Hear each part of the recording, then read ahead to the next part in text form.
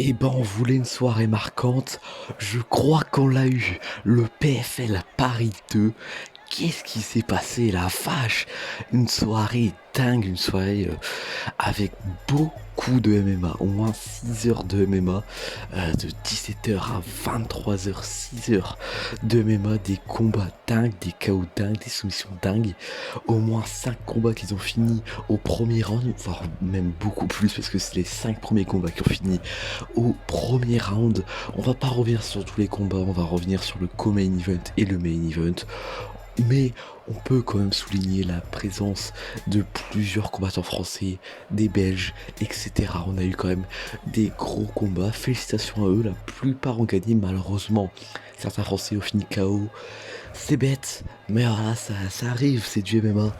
Faut pas tout gagner, malheureusement. Mais c'est pas grave. Grosse soirée qui a fini dans la controverse un peu avec le main event Cédric Doumbé contre Bison Shamsudinov. On va revenir sur tout ça. On est parti pour le récap du PFL Paris 2. Pour commencer, on va parler du co-main event Abdul Adbouragimov. Je sais pas si je dis bien, le nom est un peu compliqué, excusez-moi.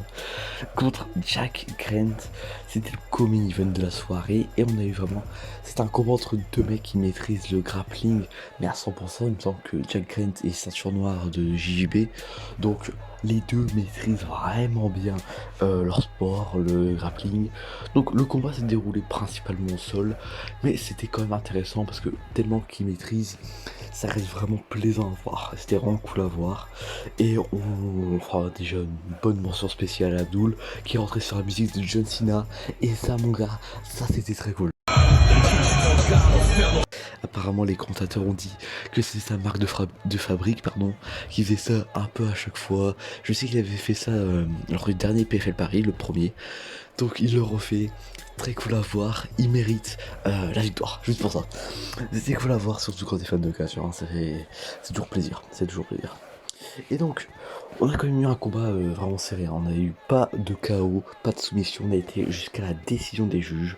Et comme on s'en doutait un peu, même si on a quand même bien stressé, Abdul Adbouragimov finit par remporter le combat par décision partagée. Très belle performance, très belle performance. Dommage que le combat a pas duré 30 secondes de plus, parce qu'à la fin du troisième round, il y allait avant le mettre KO. Hein. Il a enchaîné de frappes, il y répondait pratiquement plus. Je pensais même que l'arbitre avait arrêté pour KO, parce qu'il avait mis KO. Mais apparemment non, on a été jusqu'à la décision. Mais ça va, il s'est pas fait voler.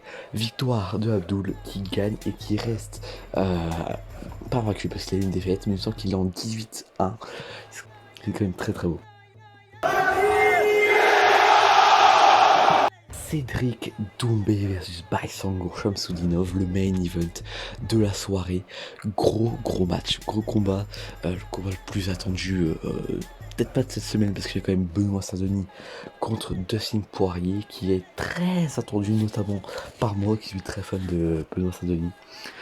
Mais on a eu un gros combat, un gros combat, deux combattants incroyables, hein, Cédric Doumbé, champion de kickboxing, qui est pour l'instant, qui était invaincu, on va y revenir, qui était invaincu en MMA, et Baki qui est en 7-0, maintenant, je crois qu'il est en 8-0 maintenant du coup, mais gros combattant, les deux sont invaincus en MMA, et on a eu un gros combat, les deux qui s'étaient trash talk sur les réseaux.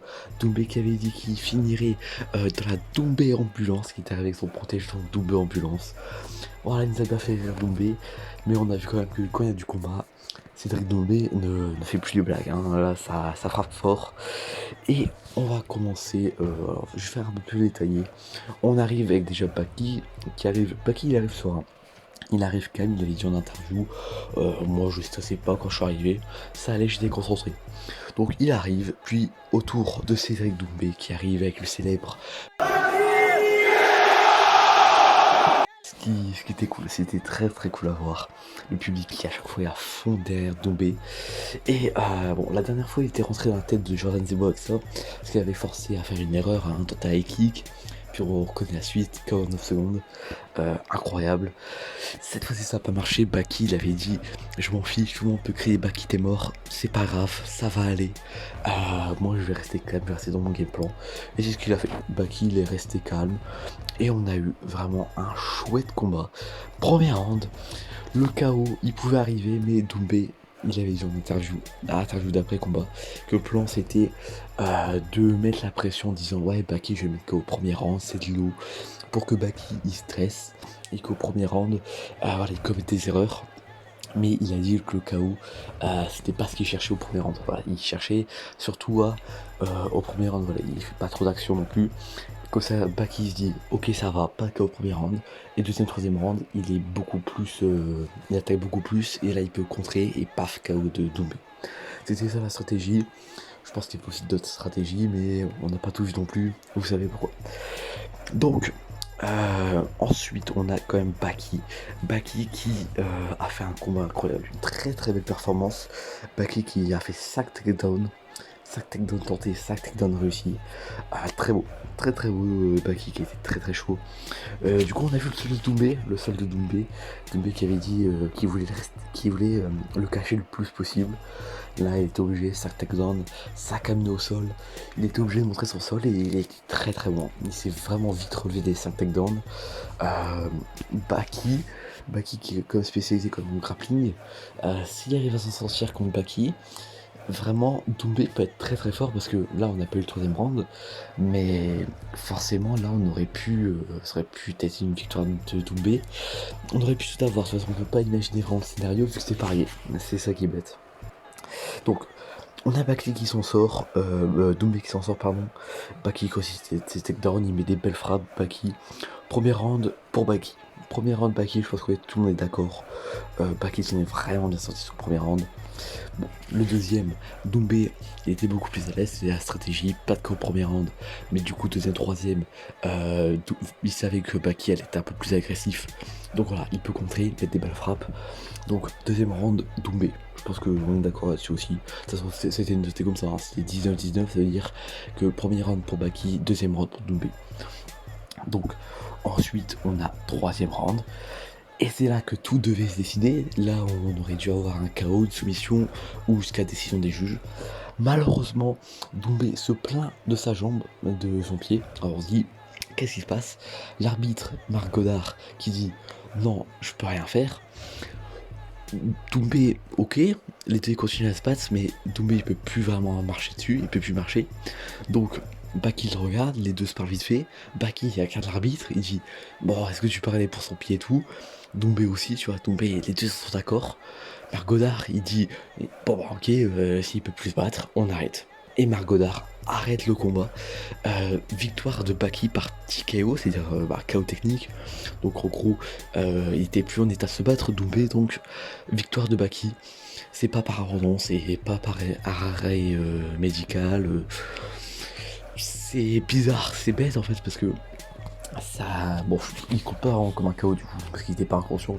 Donc c'est pas. Il a pas suivi le premier KO de sa carrière, mais voilà, c'est sa première défaite, ça compte pour sa première défaite. Et tout ça à cause malheureusement d'une écharde. C'est très bête, une écharde. Je pensais que c'était un bout de verre, mais on a vu du coup le crimin c'était quand même un peu marron, donc certainement une écharde.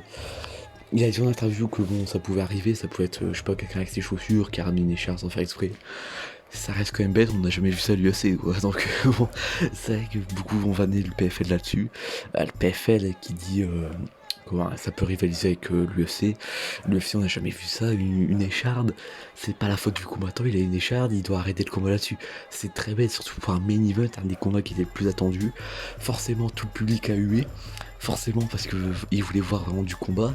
On était au troisième round, on aurait pu avoir quand même une dinguerie. Mais du coup on n'a rien vu. Et ça c'est vraiment bête. C'est bien pour Baki en entendant parce que Baki, très bon combattant, il est humble et tout. Très bon combattant Baki, c'est vrai que c'est une bonne personne et tout. Très cool pour Baki, hein, Baki qui reste invaincu, qui bat Cédric Doumbé pour son palmarès. Ça reste quand même énorme hein, de battre Cédric Doumbé, le premier à lui avoir infligé une défaite techniquement. Maintenant, comme ils ont dit en interview, la revanche elle va se faire normalement. Si on peut faire une revanche qui va m'apporter un gros billet, ça faudra le négocier directement avec le PFL, bah je prends. Surtout que du coup on est un peu resté sur notre fin.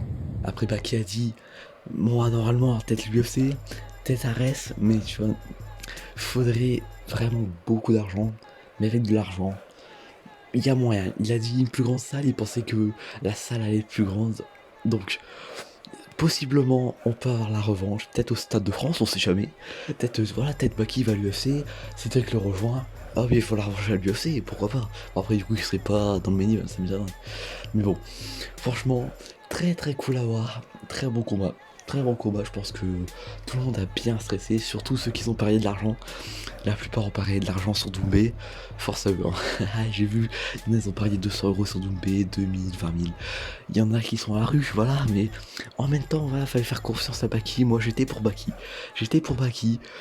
Au final, voilà, j'ai bien fait. J'étais quand même content que Doumbé perde. Maintenant, à voir ce que Doumbé va faire. Est-ce que Doumbé va réussir à se relever ou est-ce que maintenant les gens vont essayer de lui faire confiance. Franchement, c'était même pas un KO, c'était juste une erreur presque arbitrale, une erreur de l'arbitre.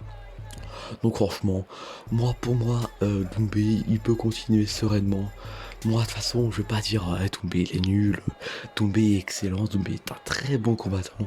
Que ce soit en kickboxing, en MMA, il l'a prouvé, il a un très bon sol. En striking, il est excellent. Dans le troisième round, pour moi, troisième round, on aurait eu une victoire de Doumbé.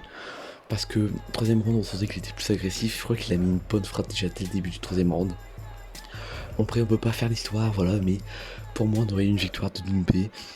Tant mieux, une victoire de Baki, moi ça me va, j'aime bien Baki, donc franchement ça me va. Une victoire des deux m'aurait plu, c'est un truc que j'aurais pas aimé, c'est une victoire en 9 secondes ou quoi, avec Baki qui se prend un 49 secondes, ou même Doumbé qui se prend un 49 secondes. Ça aurait été bête, heureusement on était jusqu'au troisième round. La session 20 ne sera pas si terrible que ça pour Doumbé, même si elle ça a déjà bien commencé hein, sur Doumbé. Mais c'est pas grave, franchement, très très beau combat. Félicitations à Baki, félicitations à Doumbé qui s'est bien entraîné, hein, vraiment pour avoir un bon sol comme ça. Il a été très très fort. Félicitations 2, félicitations à tous les combattants français, félicitations à tous les vainqueurs du PFL Paris 2. C'était Platy, j'espère que vous avez kiffé cette petite review du PFL Paris 2. On se retrouve dans une prochaine vidéo, abonnez-vous, likez.